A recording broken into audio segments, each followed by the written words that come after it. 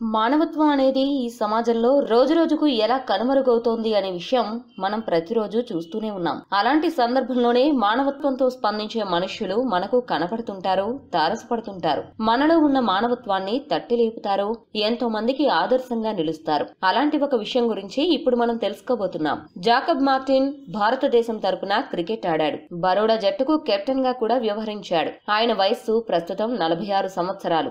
December 28వ తేదీన జరిగిన road ప్రమాదంలో మార్టిన్ తీవ్రంగా గాయపడ్డాడు. ప్రస్తుతం వడోదరాలోని ఒక ఆసుపత్రిలో చికిత్స పొందుతున్నాడు. మార్టిన్ ఊపిరితిత్తులు, లివర్ పూర్తిగా దెబ్బతిన్నాయి. ఇతడి ఆసుపత్రి బిల్లు రోజుకు 70,000 రూపాయలవుతోంది. ఇంత డబ్బు ఖర్చు పెట్టే ఆర్థిక స్తోమత మార్టిన్ దగ్గర లేదు. ఈ విషయం మీడియాలో ప్రముఖంగా ప్రచురితమైంది. అతని దీనస్థితిని తెలియజేసింది.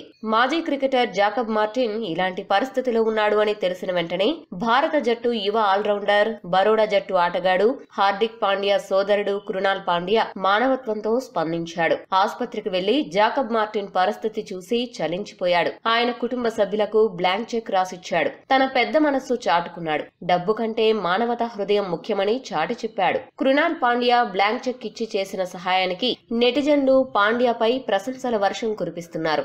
జాకబ్ మార్టిన్ కి ఇప్పటి వరకు యూసఫ్ పఠాన్, ఇర్ఫాన్ పఠాన్, సౌరవ్ గంగూలీ, రవిశాస్త్రితో పాటు మరికొంతమంది ఆర్థిక సహాయం అందించారు.